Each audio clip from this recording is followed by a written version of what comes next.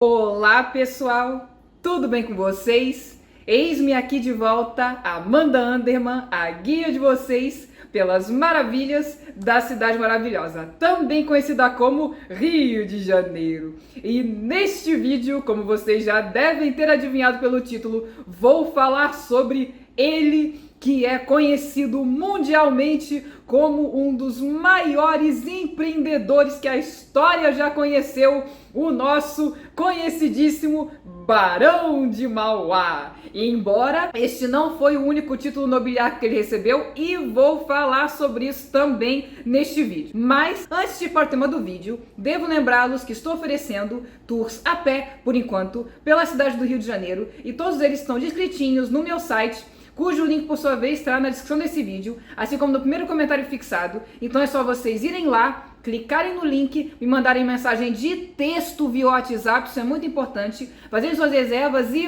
vamos passear, meu povo! Vamos conhecer pessoalmente a cidade maravilhosa. Comigo, Amanda Anderman, a guia de vocês, é claro.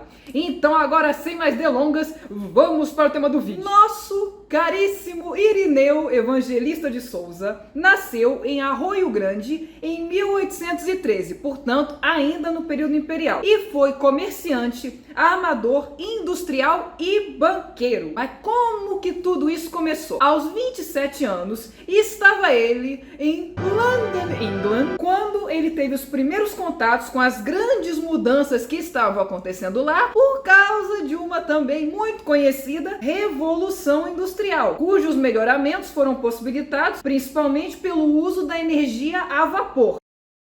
Ele viu tudo isso e resolveu implementar isso quando voltou ao Brasil. Mas Amanda, afinal, com que rico dinheirinho ele conseguiu aplicar isso aqui no Brasil? Diga-se de passagem, o que vocês mais vão ouvir neste vídeo é justamente este sonzinho, porque em se tratando de Barão de Mauá ou Irineu Evangelista de Souza, não se pode falar dele sem falar no rico dinheirinho. E o rico dinheirinho que ele usou como financiamento veio de recursos que antes eram usados na compra de escravos. Lembrando que ele pegou a época em que o tráfico de escravos já tinha sido proibido. O dinheiro passou disso para ser usado nos melhoramentos dele. Mas não foi só isso. Ele sabia que não se deve nunca colocar todos os ovos numa mesma cesta. Então, além disso, buscou novas fontes de recursos associando-se com capitalistas ingleses. Então, ele montou aqui fundições de ferro e bronze, serralherias, estaleiros, companhias de bondes e de iluminação, embora no caso específico da iluminação, gravem isso porque em vídeos futuros ainda vou falar sobre isso, a iluminação pública, como ficou depois. Também introduziu o telégrafo submarino.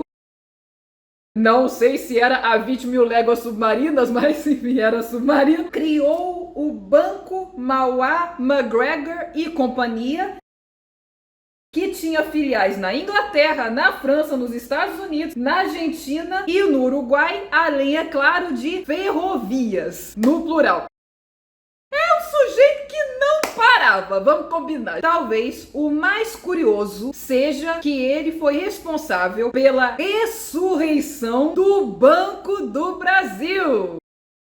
Mas Amanda, afinal, como que foi essa ressurreição? Lembram-se no vídeo Recebendo a Corte no Rio, assim como no vídeo que eu falei sobre a independência do Brasil, que por sinal vou deixar os cards dos dois aqui. O Banco do Brasil, originalmente chamado de Caixa de Amortização, não era a caixa do vem pra caixa, você também, embora ainda vou falar desta mesma caixa, mas nesse caso a caixa de amortização tinha esse nome porque o principal objetivo era amortizar, ou seja, pagar de volta a dívida que a coroa portuguesa já tinha nessa época com a Inglaterra, porque tiveram que fugir de Napoleão, que estava lá dizendo vamos invadir, vamos invadir, e a Inglaterra foi quem basicamente financiou essa fuga. Então, Dom João VI criou o Banco do Brasil para isso. Além, é claro, secundariamente, vamos combinar, para financiar o Império Luso-Brasileiro. Mas o que acontece, né, minha gente? Em 1821, Dom João VI foi forçado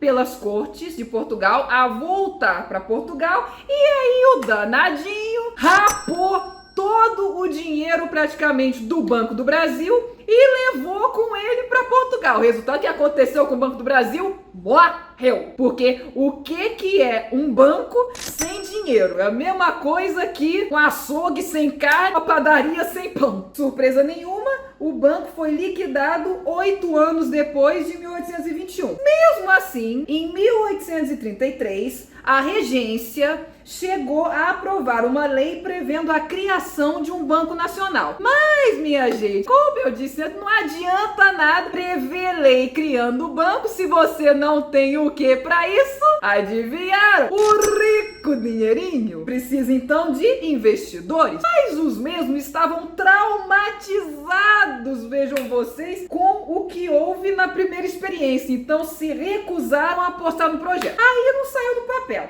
Então, finalmente, em 1851, o nosso Irineu Evangelista de Souza foi quem investiu nesse projeto e tornou o Banco do Brasil, nessa época pelo menos, uma instituição privada. Na verdade, ele criou uma instituição privada, devo dizer, chamada Banco do Brasil, e imediatamente se transformou na maior empresa do ramo do Império. Agora, esclarecendo a questão do Barão, é curioso que ele ficou famoso pelo título de Barão de Mauá, que ele recebeu depois de construir a primeira estrada de ferro da América do Sul. Porém, 20 anos depois, ele recebeu o título de Visconde, ou seja, o mais certo seria chamá-lo de Visconde de Mauá, vamos lá, né, devido ao reconhecimento, pelos muitos melhoramentos que introduziu no Brasil, que de um modo geral poupavam a mão de obra. E por quê, minha gente? Como eu falei no início, tinha sido proibido o quê? O tráfico de escravos. Então a mão de obra estava ficando cada vez mais cara. Enquanto uns choram, outros vendem lenços. No caso, ele era dos que vendiam lenços. Então ele aproveitou isso, essas mudanças, para se dar bem. Com isso, encerra-se este vídeo falando sobre o nosso Visconde de Mauá, Irineu Evangelista de Souza. Espero que vocês tenham gostado do vídeo, e se gostarem do vídeo, deixem seu like, se inscrevam no canal, mas mais importante do que isso, compartilhem esse vídeo com o maior número de pessoas possível e imaginável, para que o maior número de pessoas possível e imaginável saiba das maravilhas da Cidade Maravilhosa. E, como de costume nesse canal, vejo vocês no próximo vídeo. Tchau!